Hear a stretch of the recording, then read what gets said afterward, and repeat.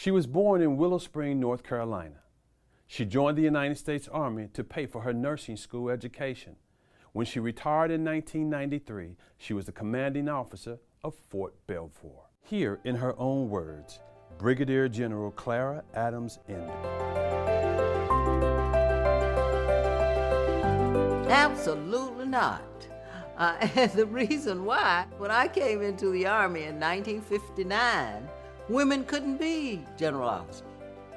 The first female that made general officer in the Army made it in 1970, Anna Mae Hayes. And I'd been in the Army 11 years by that time, you see. So that it was one of those things that I really envisioned, because I didn't even know we could get to that point.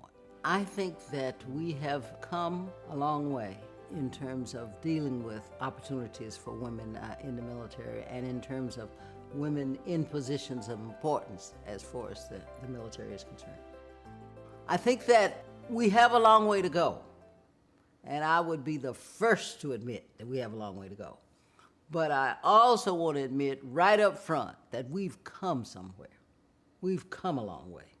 But I will tell you, much of it has to do with the persistence, because women, and as I talk to some of these youngsters these days, they will not be denied.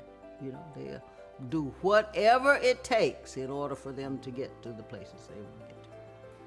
The other part is that there have always been some men who were willing to support us and to be able to put us in positions where we were able to move along. I've had it happen to me, and I'm grateful to those fellas to this point, because without them, I would never have been able to go and do many of the things that I have done. My rise to the stars, how a sharecropper's daughter became an Army general. Well, I'll tell you, it wasn't promised, and it's not promised to anybody. But one of the things that I think was very important with me along the road was I never, ever thought it important to turn down any job. Overcoming obstacles in this world is very, very important.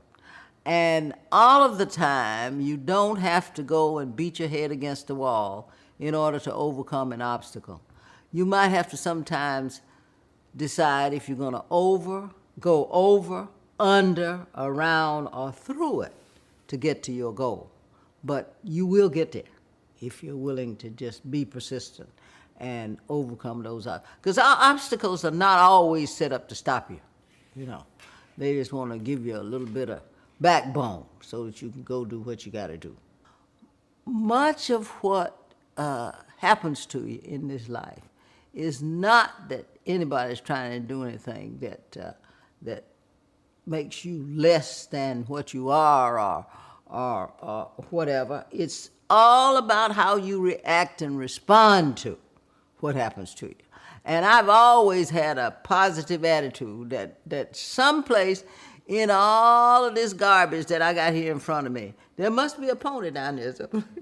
But I had made sure that I had done those things that was necessary. There was a saying that Chappie James used to always tell, General Chappie James, the first African-American four-star that we had in the military period. He used to always say that he had a elementary school teacher that used to always tell them, when the door of opportunity opens, there's no time to go home and pack your bags. You gotta have the bags ready to go when somebody calls your name and say, this is your opportunity. You gotta be ready to go. And I always try to make sure I was ready to go.